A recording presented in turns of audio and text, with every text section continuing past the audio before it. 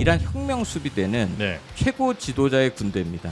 이란의 미사일은 거의 많이 소진이 된 것 같습니다. 남아있는 이제 전략 무기를 꺼내기 시작하는 거죠. 이란은 시간이 더 지나면 게릴라전이나 테러와의 전쟁처럼 변해버립니다. 참 이해하기 어려운 조직이 이란의 군사 조직이 정규군이라고 생각하면 안 돼. 다윗과 골리앗 싸움이지. 이 조켄트 국가 대테러센터 국장이 굉장히 상징적인 마가의 상징적인 인물입니다. 예. 이스라엘이 제조한 전쟁에서 아내를 잃은 생존자다. 네네. 그래서 아주 반전 고립주의의 상징적인 인물인 겁니다. 가장 중요한 건 일단 국익이다. 버티기도 전략입니다. 지금은 버티는 시점이고 이거는 이란에 지금 네. 우리나라 대사관이 철수하고 있지 않습니다. 예. 극단적인 선택보다 굉장히 지혜로운 선택을 할 수 있는 네, 그런 네, 네. 고민. 그러다 보니까 이제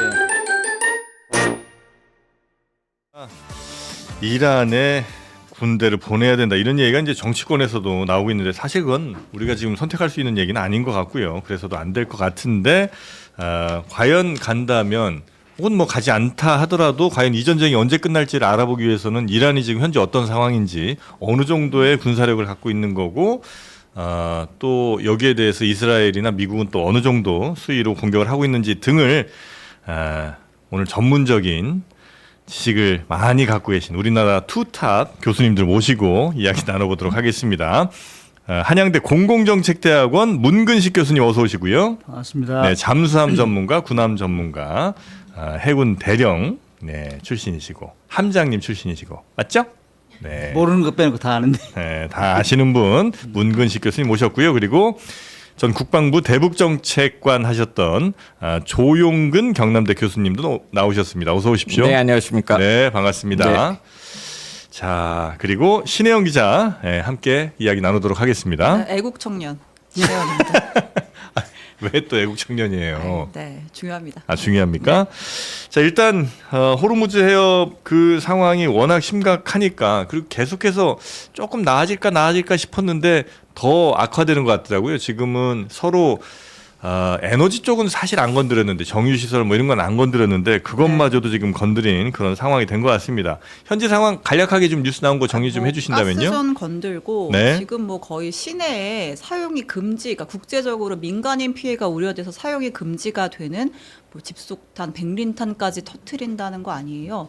전쟁이 뭐 계속 양상이 확전되고 있는 상황인데 오늘 이제 저는 그 얘기를 해보고 싶어요. 어쨌든 호르무즈 해협에서 우리가 수입하는 뭐 원유의 몇 %가 건너온다 이런 얘기 말고 실제로 지금 파견을 하자라는 얘기가 정치권 아주 일각에서 나오잖아요. 네. 이게 왜 현실성이 없는 건지, 즉 실제로 보냈을 때 도대체 어떤 군사적 파장까지 일어날 수 있는 건지를 좀 들어보려고요.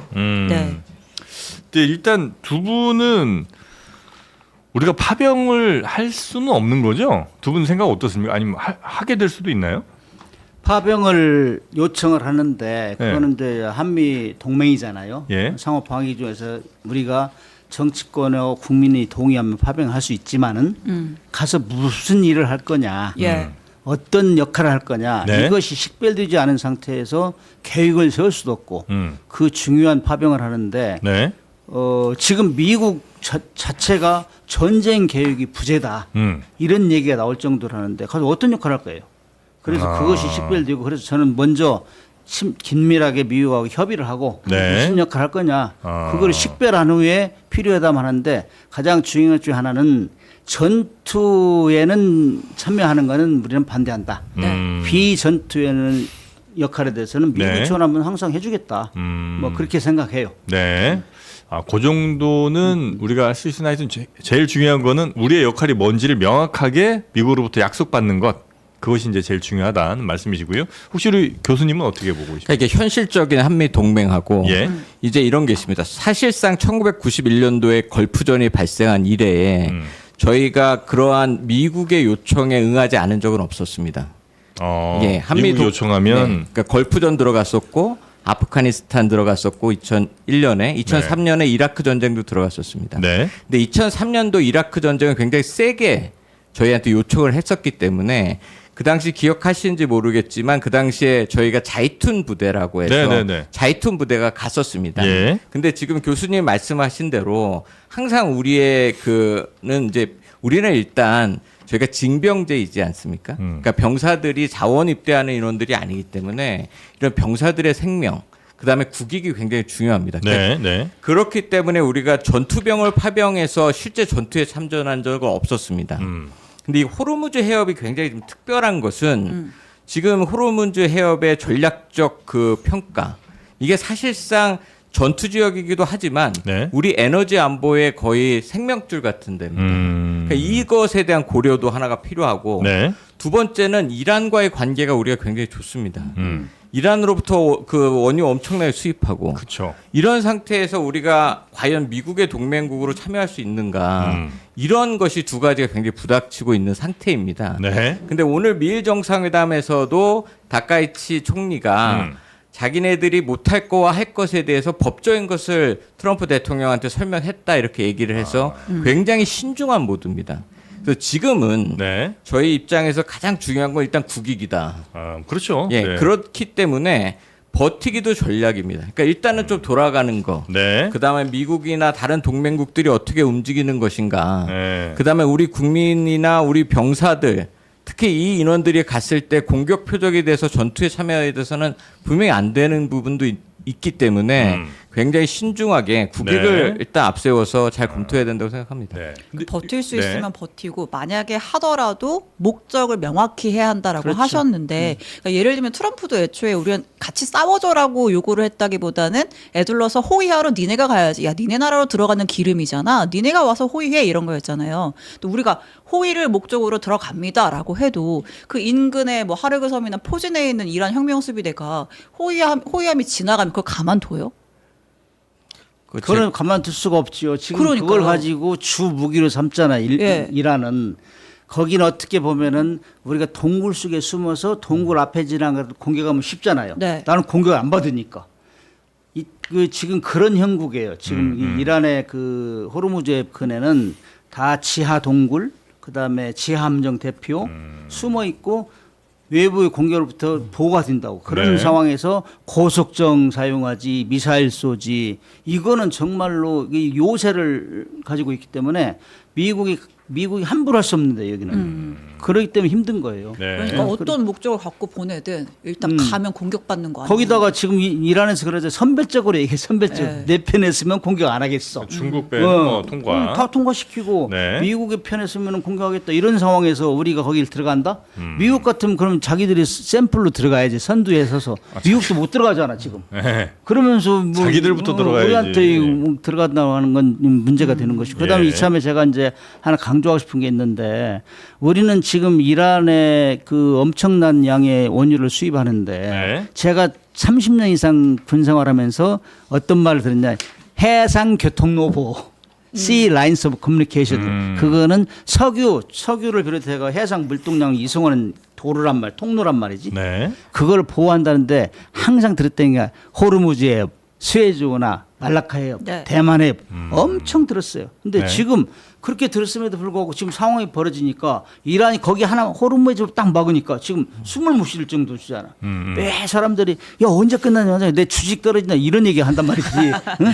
이거를 이참에 에너지 수입을 다변화를 빨리 해야 된다 생각. 예. 왜 거기에 너무 의존하고 지금 캐나다, 미국, 호주 이런 데서 할 수 있잖아요. 아, 의존도가 난 너무 좀 강조하고 높다. 싶어. 굉장히 근데 이제 너무 의존도가 심해요. 그동안 어쨌든 중동이 전 세계에서 가장 그래도 뭐 석유를 많이 생산한 지역이기도 하니까 우리도 어쩔 수 없이 뭐 거기에 좀 많이 매달린 측면이 좀 있겠죠. 예. 다변화를 시켜야 다변화를 좀 더 해야 된다. 지금 말씀하신 호의가 네. 사실 우리가 없었던 게 아닙니다. 예. 2020년도에 그 당시에 그 미국에서 솔레이만이라는 이란 혁명대 총사령관을 죽이고 폭사시켰죠. 예, 상선이 폭파되면서 예. 그 당시에 이제 청해부다가 우리가 호의를 했었습니다. 네. 어디까지 들어갔어요? 호르무즈 해협까지 다 들어가서 아, 그래요? 호의를 했는데 그게 가능했던 것은 이란이 호의를 하도록 해줬던 겁니다. 이란군하고 협조가 돼서. 아 그래요. 이란이랑 협조가 됐어요. 근데 지금 또 호르무즈 해협이 봉쇄되어 있는 게 아니고 인도의 선박이 지금 통과해서 나왔고 그 다음에 프랑스나 이탈리아도 자기네들 선박을 통과시켜 달라고 협조를 하고 있습니다. 네. 그러니까 여태까지의 그 호르무즈 해협에 일본도 그렇고 우리나라도 그렇고 거기서 얘기하는 해양 안보 구상이라는 연합부대로는 편성이 되지 않았지만 이렇게 독자적인 파견을 해서 호위한 적은 있었습니다. 그러니까 이것을 조금 더 아까 말한 대로 국익 차원에서 안 보낼 수가 없는 상황이라면 네. 우리는 이란과의 관계가 있기 때문에 네. 조금 더 종전이 돼서 네. 굉장히 안정화되면 이미 지금 그 호르무즈 해협 안쪽에 저희 배들이 꽤 있습니다. 못 나오고. 그렇다면 24대인가 뭐 있다고 24척인가 있다고 들었던 것 같습니다. 그러니까 그 배들을 네. 끌어와서 이란과의 어떤 협상을 좀 잘 되고 이러면 그런 차원에서는 할 수 있다. 그래서 이것을 간다 만다 이렇게 단적으로 얘기를 할 수 있지 않고. 근데 전쟁 중인데 우리가 이란이랑 협상할 수는 있어요? 이란하고 협상할 수 있습니다. 지금 다른 나라는 전부 하고 있는 거죠. 이란이랑? 이란이랑. 왜냐하면 예. 그래서 이란과의 외교 관계가 중요한 겁니다. 그 미국이나 뭐 미국에서 혹시 뭐라고 이란이랑 협상하고 앉았냐 이렇게는 안 해요. 그렇게 할 가능성이 있어서 네. 지금은 버티는 시점이고. 아, 지금은 좀 버티는 시점이고. 더 중요한 거는 이란에 지금 네. 우리나라 대사관이 철수하고 있지 않습니다. 예. 예, 그런 차원에서는 지금 외교나 안보나 이렇게 극단적인 선택보다 굉장히 지혜로운 선택을 할 수 있는 네, 그런 네, 네. 고민. 그러다 보니까 이제 우리도 신중한 검토가 필요하다 이런 입장을 내고 있는 것으로 보여집니다. 네. 그래서 양쪽을 다 중요시 여겨야 되니까 네. 한미 동맹도 중요하지만은 우리는 원유의 공급 루트를 절대 포기할 수 없잖아요. 그렇죠. 그렇기 때문에 전쟁 중에도 교섭은 해요. 저한테 이게 보내가지고 협상을 하고 지금 사실 조금 전에 말씀하셨지만은 다른 국가들은 이미 물밑 작전 하고 있어요. 나 보내줄래 안 보내줄래? 나는 적성국이 안 쏠게. 그런 나라는 패스시킨 우리를 왜 못해요? 그리고 미국 같은 나라는 산유국이잖아요. 네. 우리는 비산유국이잖아요. 그런 거를 한미 동맹에서 동맹이 어떤 위치에 처해 있는지 알아야 돼요. 미국도. 여기를 막으면 우리는 아무것도 할 수 없어요. 정치인도 말 못해요. 이 원유를 수입 못하면은 그렇기 때문에 그런 걸 충분히 이해를 해야 된다. 미국도. 그래서 우리가 뭐 이란하고 대화하는 것에 대해서 뭐 지적하고 그거는 잘못된 거라 생각해요. 네. 일단 지금 상황 당장은 뭐 협상하기가 조금 어려운 상황인 것 같고 조금 이란과 이스라엘이 약간 좀 소강 상태에 들면 그때 협상이 좀 가능하지 않을까 싶긴 한데 이란의 현재 전력은 얼마나 더 뭐 예를 들면 미사일은 얼마나 혹은 뭐 군함은 얼마나 지금 남아 있는 상황입니까? 그러니까 전력이 어느 정도가 되는지를 알아야 언제쯤 그래도 마무리될지를 그나마 가늠은 좀 가능할 거 아니에요. 이번 전쟁의 특징이 이제 인지전, 하이브리드전이라고 해서 예. 모든 심리전과 이런 미디어까지를 다 쓰고 있습니다. 예. 그러다 보니까 실제 전장에 그것은 잘 모르는데 일단 가장 중요한 것이 이란 혁명 수비대는 네. 최고 지도자의 군대입니다. 그 군대가 약 19만 명 정도 얘기를 하고 있고 정규 군도 한 40만입니다. 네. 그럼 실제로 다 합치면 60만입니다. 지금 그 미국하고 이스라엘이 공중전과 미사일로 공격을 해서 약 뭐 7천 뭐 많게는 10,000개 이상의 표적을 타격했다고 하지만 네. 지상군은 사실상 살아 있습니다.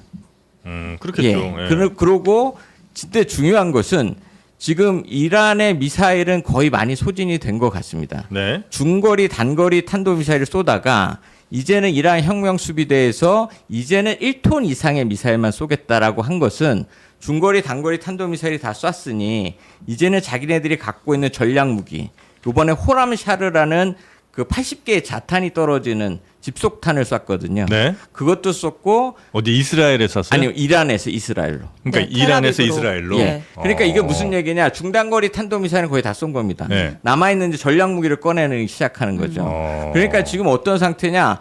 이란은 시간이 더 지나면 게릴라전이나 테러와의 전쟁처럼 변해버릴 거예요. 테러전으로 갈 예. 가능성도 있다. 그러니까 지금 말씀하신 대로 전쟁이 끝날 거냐에 대한 문제는 사실상 결상전으로 이란은 가는 거죠. 거기에 유일하게 종전을 선호했던 아니면 협상할 수 있었던 라리자니가 네. 그 사무총장이 사실 아유. 이게 사살돼 버리기 때문에 이거 종전은 지도자만이 결정할 수 있는데 네. 그런 결정을 할 수 있는 그 이란의 군수 내부가 이제 없어진 거죠. 그러니까 말씀하신 대로 굉장히 늪처럼 네. 수렁처럼 계속 좀 들어가고 있고 트럼프 대통령도 전쟁을 끝나기에는 명분이 매우 약해져 있는 상황입니다. 그러니까 이제 이란 예. 같은 경우는 일반적으로 뭐 우리가 얘기하잖아요. 이란이 군사력이 몇 위야? 네. 이런 거 물어보면서 네. 야 군대가 도대체 어떻게 돼? 그런데 참 이해하기 어려운 조직이 이란이에요. 군사 조직이. 조금 전에 말씀하셨지만은 정규군이 40만. 그다음 비정규군이 사실 20만인데 이 혁명 수비대라는 건 사실 이슬람익 단체 최고 지도자를 보유하는 거예요. 보유하는 거. 아. 다 감시하면서 말 안 들으면 가서 또 뭐 역할을 하고 거기 그다음에 그래도 핵심 전력 아니에요? 거기가? 헤즈볼라 뭐 네. 이런 데 다 키우고 후티 네, 방어 네, 지원하고 이런 역할을 하기 때문에 여기는 정규군이라고 생각하면 안 돼. 이거는 막 거기 지금 우리가 염려하는 것 중에 고속정, 미사일 뭐 네. 이런 것 있잖아요. 잠수정 이런 거는 다 거기서 움직인다고. 그렇기 생명수비대. 때문에 이걸 계산하기가 쉽지 않아요. 이거 몇 척 있는지도 몰라요. 네. 고수정도 뭐 수백 척 있다고 하잖아요. 지하 동굴에. 네. 근데 이런 거는 사실 정규군으로 하면은 미국하고 하면은 다윗과 골리앗 싸움이지. 그러나 이 작은 거 가지고 거대한 미국의 함대를 지금 그 조정 통제를 하고 있다고. 거기다 이제 저가의 미사일 쏴가지고 다 소모하게 만들고. 네, 그런데 네, 그거 네. 다 숨어 있단 말이죠. 그렇기 때문에 정확하게 양적으로 비교하기는 쉽지 않아요. 그래서 이란 다 소모시켜서 그냥 이겨버리겠다. 이건 좀 어려운 얘기네요. 그럼. 그렇죠. 네. 어렵고 끝까지 살아남아서 조금 전에 말씀하셨지만은 전쟁 이유가 더 걱정이 될지 몰라요. 네. 너무 많은 폭탄을 퍼붓고 죽였기 때문에 전쟁 이유는 반드시 테러 조직으로 갈 수 있는 가장 준비된 조직이 이슬람 혁명 주비대예요. 네. 그러니까 이게 트럼프 대통령이 작년에 예. 그 12일 전쟁이 있었습니다. 이스라엘하고 이란하고. 네네네. 그때 이스라엘이 아무리 그 이란을 때려도 안 죽으니까 마지막에 트럼프 대통령한테 요청을 해서 midnight 해머 작전이라고 그래서 125대 이상의 전투기, 수십 척의 전략 폭격기, 벙커버스터 쏘고 뭐. 3만 파운드 넘는 벙커버스터를 네. 때려서 예. 그러고 전쟁이 끝났습니다. 예. 그러니까 아마 트럼프 대통령은 이번 전쟁도 그럴 거라고 생각을 했을 것 같습니다. 판단 차고가 좀 예, 있었군요. 그러니까 들어가 봤는데 수뇌부를 다 죽였는데 분권화되어 있는 군대다 보니까 계속 살아남아 있는 거죠. 만약에 미국이 전력을 다 한다고 하면 호르무즈 해협은 장악할 수 있어요. 사실 거기가 핵심이잖아요. 그렇게 하려고 해도 엄청난 탄약과 미사일 소진해야 돼요. 네. 가장 최근에 GBU 72라는 벙커버스터를 해가지고 네. 일부 해안을 공격했어요. 그거는 네. 지하시설 공격하는 거예요. 예. 그것이 그걸로 끝나지 않아요. 거기는 지금 북한하고 이 미란하고 가장 비슷한 것 중에 하나가 지하 동굴, 지하 함정 대피 이런 것들이에요.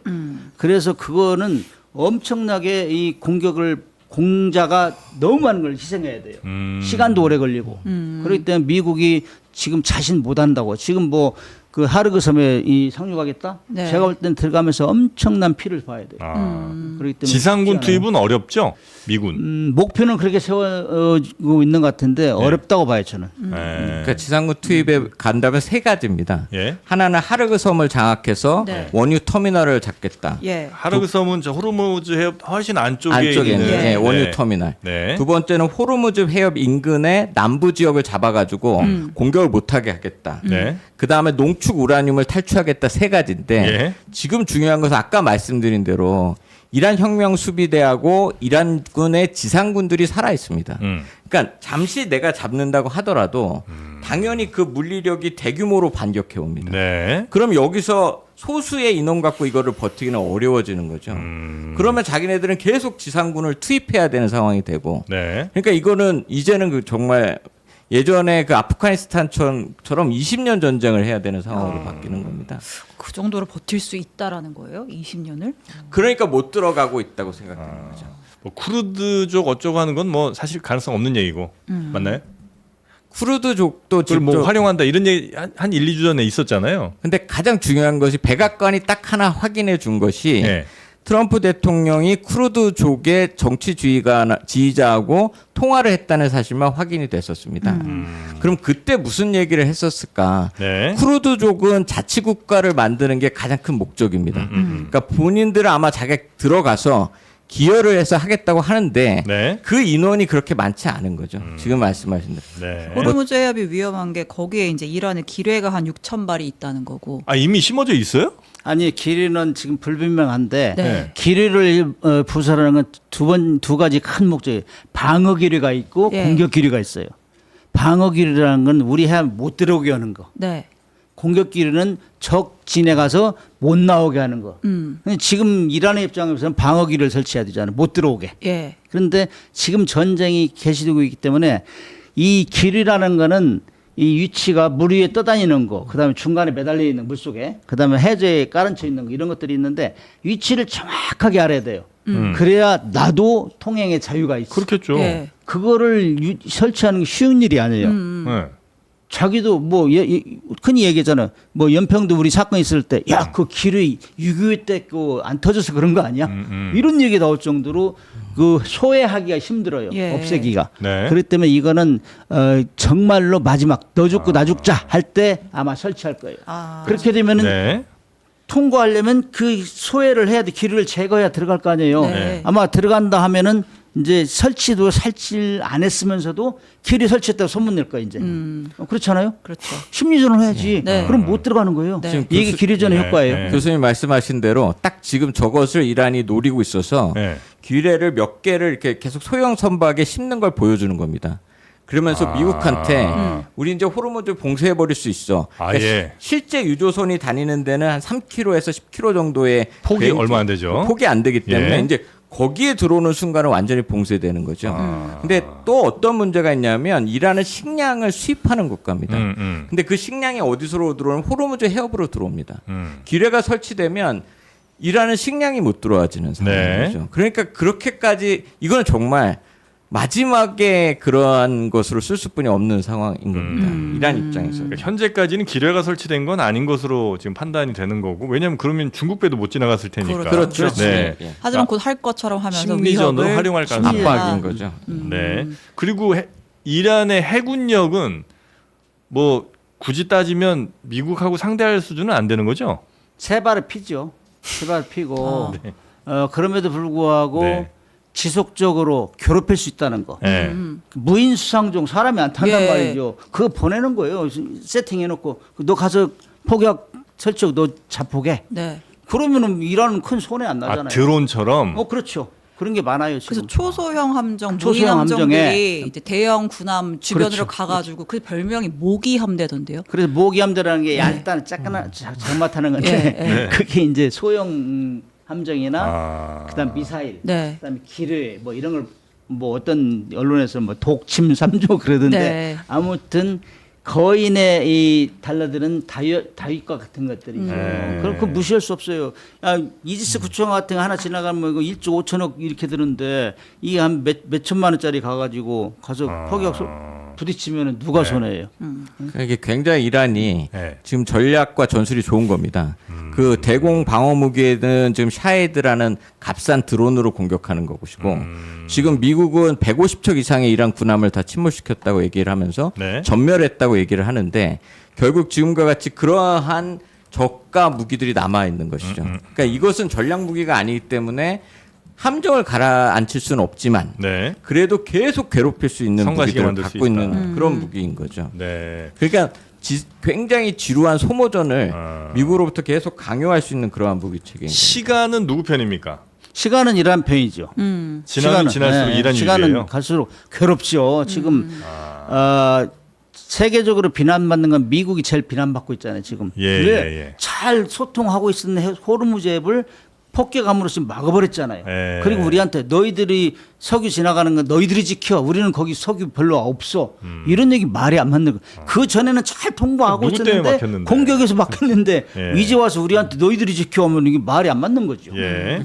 그러니까 오늘 트럼프 대통령이 미일 정상회담 때 네. 무슨 얘기를 했었냐면 이란이 그 카타르 에너지에 대한 시설을 보복하지 않으면 그 이스라엘은 더 이상 공격하지 않겠다. 그 원전이나 이런 저장고에. 네. 그러면서 네타냐후 총리가 더 이상 공격하지 않겠다. 그러니까 그런 석유 시설에 대한 그 얘기를 했습니다. 그러면서 또 무슨 얘기를 했냐면 그 기름값을 안정시키는 것에 대해서는 무슨 일이라도 하겠다라고 얘기를 트럼프가 하면서 그렇죠. 재무장관이 해상에 떠 있는 좀 이란 원유에 대해서도 제재를 풀어주겠다.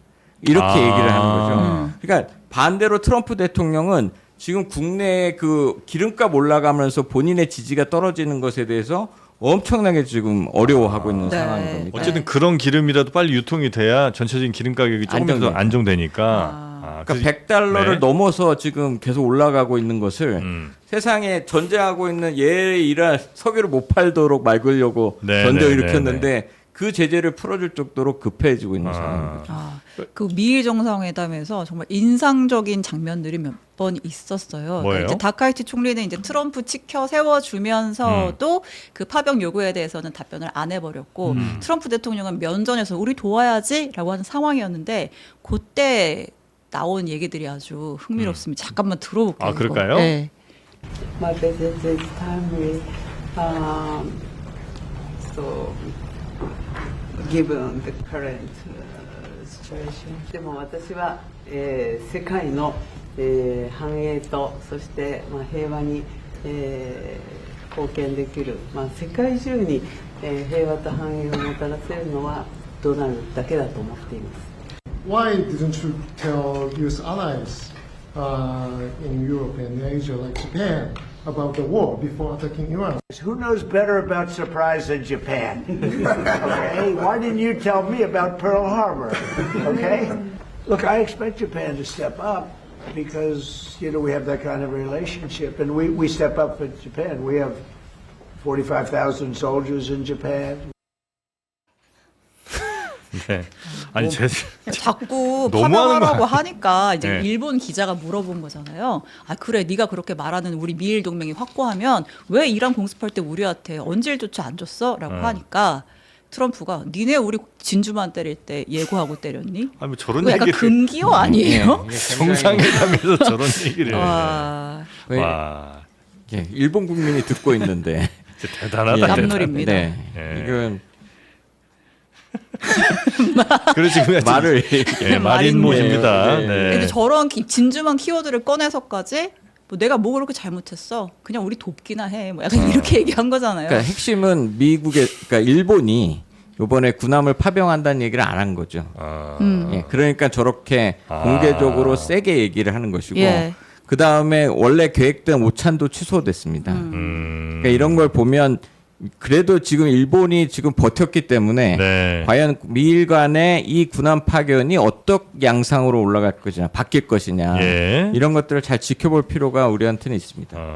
일본이 진짜 어떻게 하느냐에 따라서 사실 우리도 영향을 상당히 많이 받을 거 아니에요. 근데 일본이 만약에 뭘 이제 한다고 하면 거기서 또 트럼프는 야 일본은 하는데 니네 한국 안 하냐 뭐 이런 식으로 또 분명히 나올 테고. 원유 수입원 차원에서는 같은 입장이니까 그렇죠. 많이 참고를 하려고 했지만은 네. 사실상 우리하고 일본하고 또 달라요. 우리 같은 경우는 한미 동맹이 같이 싸우는 한 팀이 돼서 싸우는 거고 사령관 부사령관들. 예. 일본 같은 경우는 원래 군인이 없잖아요. 군대가 평화헌법 때문에. 아. 그래서 미국이 싸워줘요. 일본 침략하면은 전면에 그렇게 일본은 사실 도와주는 거라고. 개념이 틀려. 그렇기 때문에 일본은 절대 복종 안 할 수 없는 입장이에요. 사실은. 아, 어쨌든 네.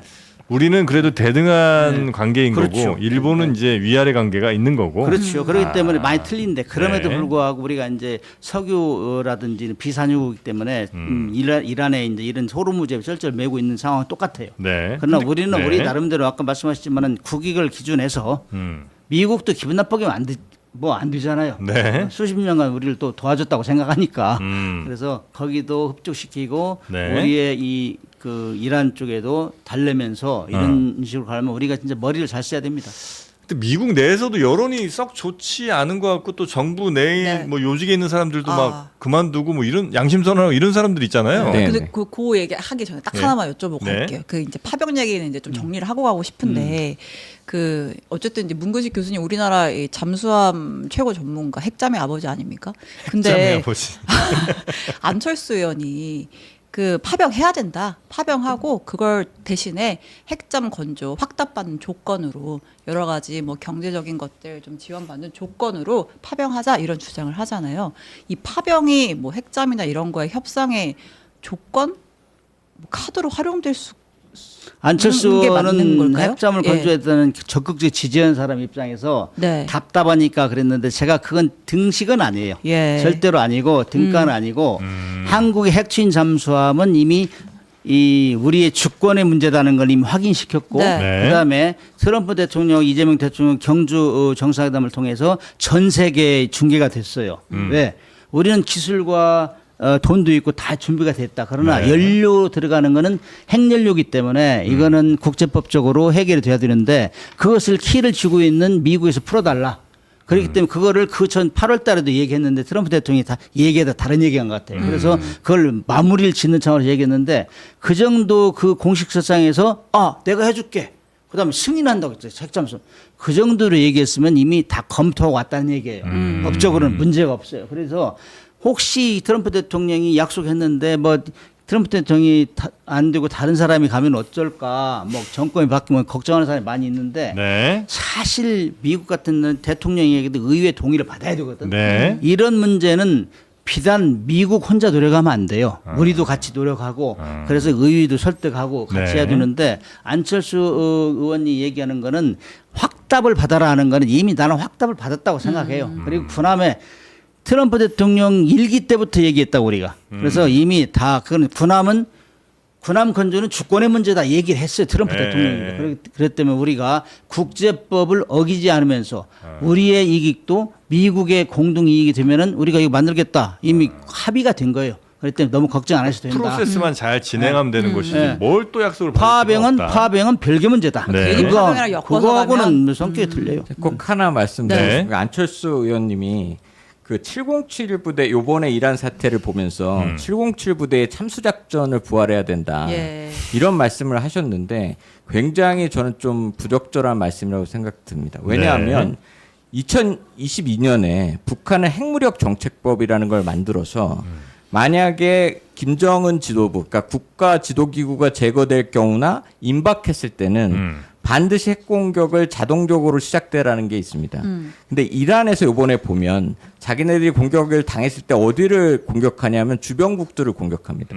그럼 북한에 만약에 김정은에 대해서 참수작전이 들어간다면 북한은 법에 의해서 사실 우리나라에 대한 핵공격을 시작하게 돼 있습니다. 네. 그럼 우리는 핵을 그럴 수가 없기 때문에 이거는 정말 한반도 평화 관리가 되게 중요하다. 그렇게 군사적 긴장을 그냥 말로써 이렇게 올리는 거는 너무 부적절하다는 생각이 들고 네. 지금 말씀하셨던 것도 이렇게 핵잠하고 이것이 어떻게 등가로 이것을 교환할 수 있는 거냐.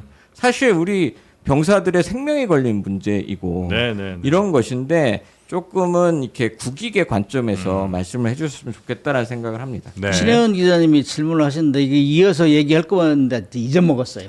잊어먹었는데 네. 한국형 핵 추진 잠수함. 안철수 한번 의원이 내셨습니다. 핵 추진 잠수함 얘기를 했잖아. 네. 얘기하고 싶은 얘기는 네. 이미 확답을 받은 수순은 이미 지났다. 네. 우리가 어떻게 건조하고 네. 장애물이 뭐가 있는지 우리가 이 어떻게 협력해서 만들어야 되는지 핵잠수함을 성공적으로 건조하기 위한 모든 절차 향후 10년 로드맵이 여기 적혀 있어요. 거기에 다 있어요? 네, 그래서 몰랐네. 이거를 보시면은 네. 앞으로 건조하는데 문제가 없고 그다음에 왜 우리가 그렇게 능력은 있는데 어떻게 못 만들었어? 거기 설계도도 다 있는 거죠? 장애물이 뭐야? 설계도는 나중에 추가로 주려고요. 추가로 부록으로 들어갈 있습니다. 기밀. 여기 있다 하면은 다 있다. 설계도만 복잡해서 안 보거든 사람들이. 그래서 아무튼 우리가 그동안 왜 노력했는지 어떻게 노력했는지 다 기록돼 있고 네. 수없이 노력했어요. 그러나 이제 네. 이 좌절을 했었는데 앞으로는 이제 좌절을 이제 딛고 네. 이제는 가야 된다. 국민적 공감대 알겠습니다. 응원 많이 해준다. 그런 얘기가 써 있으니까. 근데 핵잠수함, 그러니까 핵 추진 잠수함이 한국형은 뭐가 매우 달라요? 아니면 한국형이라는 거는 우리의 이 한반도의 작전 환경에 부합되는 우리의 작전 목적에 부합되는 예를 들면은 러시아나 이 미국 같은 데는 엄청나게 그 핵무기를 싣고 다녀요. 네. 우리는 그런 그럴 필요 이게 없죠. 필요 없잖아요. 네. 그거 커야 되는데 네. 우리는 북한을 일단 억제해야 되고 중국이나 일본이 과거와 같이 우리를 함부로 짓밟지 못하게 하는 그야말로 비수 같은 역할.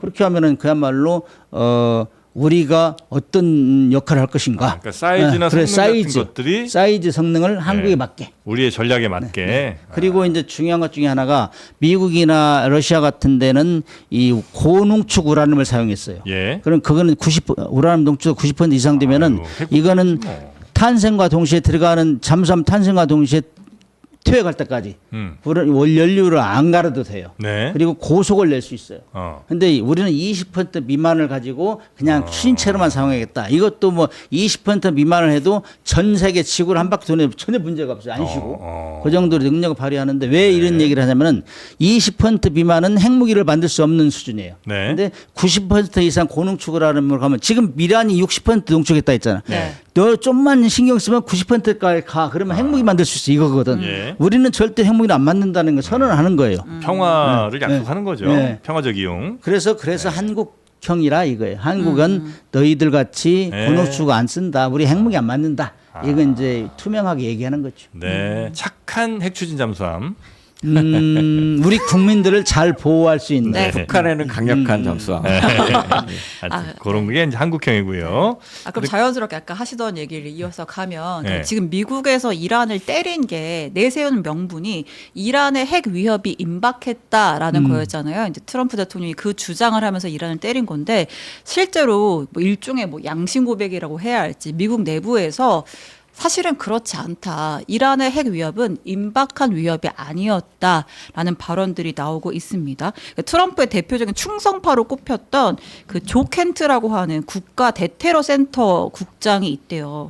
근데 그러니까 인터뷰에서 이란은 미국의 즉각적인 위협이 아니었다. 테러의 징후도 없었고 사실은 이스라엘의 로비 세력이 조작한 정보로 전쟁에 뛰어든 것이다. 라는 일종의 뭐 폭로, 양심 선언 같은 거를 했어요. 그래서 이러한 의견을 그러니까 실제로 위협이 없다니까요. 라는 의견을 그 핵심 의사 결정권자한테 전달하려고 했는데 대통령 주변에 있는 사람들이 그걸 막았다. 라는 내용의 인터뷰를 하고 사표 쓰고 나갔습니다. 이런 얘기들이 계속 나오면 미국 내에서도 야, 이 전쟁 도대체 왜 한 거야? 네. 그 이스라엘한테 완전 그냥 휘말린 거야? 이제 이미 이런 그런 얘기가 나오고 있어요. 그렇죠. 그래서 누군가가 책임을 져야 되지 않을까 그런 생각을 하는 사람이 많아요. 근데 사실 예. 일기 때도 트럼프 일기 때는 그래도 참모들이 상당히 권위 있는 사람도 있었잖아요. 맥메스터나 뭐 이런 분들은 뭐 사성장 출신이고 군 경험이 많은데 지금 보면은 참으로 그렇지 않아요. 이 권고를 안 받아들일까 좀 따져야 되고 네. 그다음에 국익이 1번이고 그다음에 아까 지금 뭐 가까이치 얘기했는데 세계 평화를 책임지는 게 이 미국 대통령이 아니냐 그런데 지금은 유엔이 거의 무력화되는 상황이에요 지금. 누구 말릴 사람이 없어요. 우리가 싸움할 때는 말릴 사람이 있어야 되잖아. 네. 그래야 되는데 지금 말릴 사람이 없기 때문에 지금 오래 가는 거예요. 거의 유엔이 하는 일이죠. 유엔이 지금 어디 있는지 모르잖아. 네. 그걸 무력화시켰잖아요 지금 저 트럼프가? 트럼프 대통령. 이 조켄트 국가 대테러 센터 국장이 굉장히 상징적인 마가의 상징적인 인물입니다. 예. 그게 그러니까 부인이 셰넌 켄트 상사였는데 네. 시리아에서 죽었습니다. 근데 시리아에서 작전 중에 죽었는데 그게 그 여성이 2014년에 미국이 시리아 내전에 참여한 이후에 네, 네, 처음으로 죽은 여성 군인입니다. 아, 그래요. 근데 그 당시에 이 여성의 죽음이 굉장히 이렇게 이슈가 됐던 것이 트럼프 대통령이 나는 이제 시리아에서 뺄 거야 하고 병력을 철수하면서 죽은 겁니다. 그러다 보니까 시리아 내전의 개입에 대한 것이 굉장히 문제가 됐었고 그것 때문에 조켄트 이 국가 대테러 센터 국장이 된 겁니다. 조켄트가. 그래서 자기가 이스라엘이 제조한 전쟁에서 아내를 잃은 생존자다. 네네. 그래서 아주 반전 고립주의의 상징적인 인물인 겁니다. 그러니까 요번에 그 조켄트 대테러 센터 국장의 사퇴는 사실 마가가 주장했던 네. 미국 우선주의, 그 다음에 그 고립주의에 대한 것을 이제 들어가 버렸으니까 이 전쟁을 거기에 대한 사실 반발이고 정면 충돌인 거죠. 그 다음에 두 번째 뭐가 있냐면 네. 이게 전쟁이 기다려지다 보니까 지금 말씀하신 게버드 국가정보국 국장이 네. 지금 말한 대로 그러한 위협은 없었다. 그러니까 작년에 그 핵시설을 타격하고 이것을 복구하는 조짐은 못 찾았다라는 얘기를 한 겁니다. 네. 미드나잇 해머 아까 말씀하신 예, 예. 그 작전으로 다 이미 초토화시켰다. 네. 그러니까 이게 이제 관료들이 이제 솔직하게 얘기하는 상황이 되는 거죠. 왜냐하면 책임 문제가 생기니까. 이게 전쟁이 자기네들이 생각한 대로 안 되다 보니까 이게 관료 입장에서는 그러니까 마가는 자기의 그 너머에 그걸로 반대에 부닥치는 거고 관료는 사실을 얘기하는 겁니다. 근데 세 번째 국민적인 입장에서는 이게 이제 전쟁의 수렁에 장기적인 전쟁의 수렁에 들어가는 것 같으니까 이것에 대한 공포감을 또 표현하는 거죠. 네. 그러니까 이게 굉장히 지금 그 조켄트 국가 대테러센터 국장의 사임은 굉장히 중요한 상징적인 의미를 갖고 있는데 이걸 갖고 이제 미국 FBI가 기밀을 누설했다고 이제 조사를 탄압을 시작해 버리는 거죠. 예. 그러니까 이런 수사한다고. 식의 또 배경이 있는 것으로 보여집니다. 항상 그 뭐랄까 이게 뭐 정확히 읽지는 안 하겠습니다만 대체로 독재 정권들의 말로를 보면 이제 뭐 미국이 그렇다는 얘기는 아니지만 과거 다른 독재 정권들의 말로를 보면 끝에 항상 무리하게 뭘 막 이것저것까지 하다가 야, 이렇게까지 하나 싶을 때 보통 끝나는 것 같더라고요. 그러니까 이런 것들도 양심선언하고 이런 사람들 또 FBI 동원해서 막 수사하고 이런 것까지 하는 거는 스스로에게 굉장히 좀 부메랑이 돼서 돌아오지 않을까 트럼프 대통령에게 그런 생각이 좀 들기는 터커 칼슨이라고 네. 마가의 그 논객이라는 사람이 있었는데 네. 요번 전쟁을 갖고서 굉장히 역겹다, 사악한 행위다 이렇게 얘기를 했더니 마가 진영 내에서도 돼 있어. 그랬더니 CIA가 또 이란 정보 누설로 지금 조사하고 있습니다. 그 폭스 뉴스 진행했던 네, 사람 네, 말하는 네. 거죠. 그러니까 이런 지금 굉장히 이제 탄압적으로 가는 것이죠. 미국이 그런 나라는 아니었던 다 것 틀어지네 같은데 트럼프랑. 말 하나 잘못했다고 갑자기 CIA 무슨 FBI 이런 데서 수사 들어오고 뒷조사하고 이런 나라는 아니지 않습니까? 미국의 원래? 새로운 면모가 이제 적나라하게 드러나는 거죠. 예. 특히 이제 그동안은 유엔을 후 뒤에서 지원해주고 네. 유엔을 통해서 세계 평화를 유지하고 이 역할을 미국이 선두했었었는데 예. 트럼프 대통령이 지금 유엔 조직 61개가 다 탈퇴했잖아요. 음. 탈퇴하고 나토하고도 사이가 멀어졌고 그래서 이런 상황에서는 정말 저는 한미 동맹을 이 정도 유지하는 것보다 천만다행이다 생각해요. 정말 우리는 내실인 무엇이 우리 국익 우선이냐 정확하게 지금 현주소를 판단해야 돼요. 우리도 네. 동맹을 유지해서 우리 해왔기 때문에 우리 경제 발전도 하고 좋은 점도 있지만은 네. 지금 뭐 그런 기존 약속이 많이 틀어지고 있잖아요. 그래서 그런 것들을 이제 각자 도생의 길로 가는 게 아닌가. 우리 정신 바짝 차리고 그렇게 가야 되고 네. 그다음에 아까 강조했듯이 이번 기회를 삼아서 에너지 수입 다변화해야 돼요. 그렇죠, 어디 그렇죠. 좀 너무 불안하잖아요. 네. 그래서 맞습니다. 우리 정영진 프로님 주식도 많이 샀을 건데 방송 제대로 못 할 것 같은데. 아닙니다. 방송이죠. 예, 그래서 손해 많이 봤습니다. 그러나 뭐 억울하지 않습니다. 그리고 앞으로 어떻게 시장이 바뀔지는 한국형 핵추진 잠수함 이런 책들을 좀 보면서 참고를 하도록 하겠습니다. 네. 아니 그래도 지금 미국이 거의 뭐 서쪽에 있는 중국 느낌으로 가고 있는 것 같은데 그 북한도 사실 약간 좀 불안할 거 아니에요. 북한의 김정은이 볼 때 특히 뭐 마두로 체포할 때나 아니면 지금 이란 할 때나 뭐 특히 이제 이란보다 북한이 더 위협적인 존재라는 얘기도 또 정부 내에서 나왔으니까. 지금 이란하고 북한하고 네. 스타일이 비슷하겠잖아요. 네. 꼭꼭 숨어라. 지하 시설이 엄청나게 발전됐죠. 그렇죠. 그렇기 때문에 아무 공격에도 버티고 있는 거예요. 예. 이란이 지금 작년에도 엄청 당해봤기 때문에 네. 그냥 그것도 대비했을 것이고 특히 지금 아까 모기함도 얘기했지만 그걸 이제 부각시키는 거예요. 나 정말 건드리면 나 절대 못 지나가 호르몬의 집. 난 이거 가지고 세계를 지금 컨트롤하고 있는데 나 할 수 있어. 네 할 대로 해봐. 근데 북한은 그것이 이제 교훈이 될 거야 아마. 지하 시설이 제일 많고 동굴도 많고. 그렇기 때문에 거기다가 북한은 또 핵무기까지 가지고 있잖아요. 굉장히 함부로 못할 거예요. 이제. 북한에. 야 이란이 저렇게 하니까 정말 이 미국이 쩔쩔매네.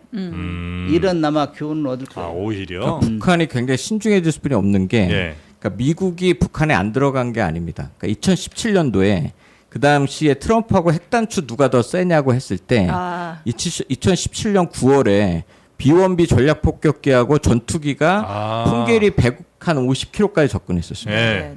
예, 그렇게 해서 완전히 압박 전략을 썼고 네. 그 기자가 썼던 그 책에 보면 네. 매티스 장관이 이 김정은을 압박하기 위해서 원산의 폭격을 준비하는 그런 검토도 있었습니다. 그다음에 얼마 전에 그 미국에서 난 보도를 보면 2019년도에 네이비실이 도청을 위해서 원산으로 들어가다가 민간인한테 걸려서 민간인들 사살하고 빠진다는 얘기가 있었습니다. 그러니까 항상 김정은은 네. 이 참수 작전에 대한 그런 것에 대한 것을 굉장히 준비를 많이 하고 있는 그런 겁니다. 지도자고. 그러다 보니까 지금은 자기네 입장에서 핵 보유가 너무 옳았다. 네네. 이것이 정말 중요해졌다라고 얘기를 하는데 네. 그래도 좀 긍정적으로 보고 싶은 것이 9차 당대회에서 핵무기 보유를 인정해주면 대화를 하겠다라고 얘기를 한 상태라 네. 지금 아마 북한도 신중해지지만 이거 가만히 있다가는 관리도 필요하다는 분명히 그 측면도 있다고 보여집니다.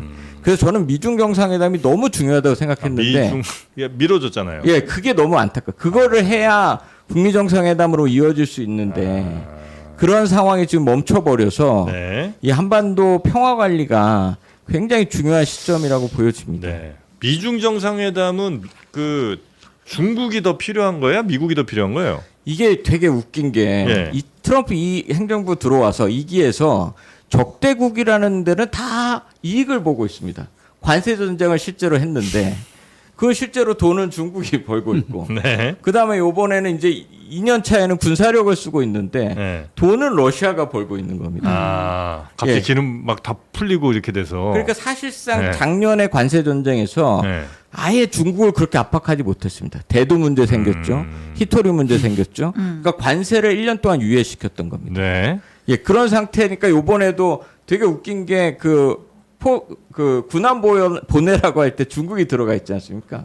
그러니까 무슨 동맹국 우방국만 힘들어 미국이. 그러니까 그게 굉장히 지금 사실은 미국이 더 힘든 거죠. 네, 알겠습니다. 그래서 지금 현재는 만약에 미중 정상회담을 한다면 미국이 더 급한 상황이긴 한데 일단 미국은 현재 이란 전쟁 등등으로 인해 한 달 정도를 미룬 상황이고 이 상황은 오히려 뭐 러시아도 나름 땡큐인 상황이고 갑자기 제재 풀리기도 하니까요. 중국도 뭐 이렇게 썩 나쁘지 않은 그런 나쁘지 상황이 않은 상황. 미국이 유지되고 있고. 굉장히 전략적이지 못해요. 모든 네. 게 하는 게 치밀하지 못하고 지금 상황에서는 미국이 중국을 제일 활용을 많이 해야 돼요. 아, 이란은 절대적으로 지금 의존하는 게 많거든요. 네. 저 중국에 뭐 중국이 그 손 안 내면은 이란은 정말 힘들어요.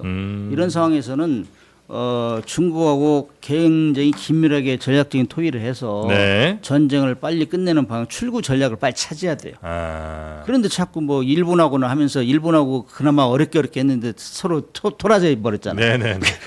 중국하고는 어떻게 할지 모르겠는데 아무튼 바람은 중국하고 빨리 회의를 해서 출구 전략을 찾았으면 좋겠다 네. 이런 생각을 해봅니다. 진짜 일본 정상회담 하는데 진주만 얘기는 정말 상상도 못했네. 참 대단한 사람인 것 같습니다. 그 압박의 그 비즈니스맨의 그 압박을 가장 최대화할 수 있는 아마 그런 코미디 사람이라고 소재로 나오지 않을까? 그런 그럴 생각이 것 같아요. 들어요. 예, 맞아. 진주만 얘기를 꺼낸다. 알겠습니다. 하여튼 지금 현재 이란 이스라엘 전쟁 사실 이제 이스라엘 관련해서도 여쭤볼 게 좀 많았는데 오늘은 시간 관계상 이 정도로 정리를 하고 우리가 뭐 가야 될 길은 뭐 비교적 명확하게 두 분 말씀을 좀 해주신 것 같고요. 한국형 핵 추진 잠수함은 반드시 신 기자님도 한번 강조해 주세요. 네, 한국형 핵 추진 잠수함 아니 뭐 이렇게 오더를 내죠? 읽겠습니다. 아니, 본인 책을 왜 우리한테 이건 국가적인 책이에요. 이거는 이 국가 전략 사업이라. 또 국가로 갑니까? 네. 대통령이 말씀하신 이렇게 공식적 반응 한 번도 없어요. 알겠습니다. 뉴 이재명으로 또 가십니까 우리 박사님도? 자 그렇게 하고요. 저희 그 비교원에서 인터넷 그리고 핸드폰 교체하실 때 반드시 여기서 비교해 보시고 사셔야 되는 거 다들 알고 계시죠? 1670-2571번으로 전화하시면 되겠고요. 혹시 정수기라든지 아니면 렌탈 가전들 그런 것들도 요 비교원 들어가시면 아주 저렴하게 이용하실 수가 있다고 합니다. 꼭 한번 전화해 보시고요. 두 분은 오늘 여기서 보내드리고 다음에 또 모시도록 하겠습니다. 고맙습니다. 네, 감사합니다.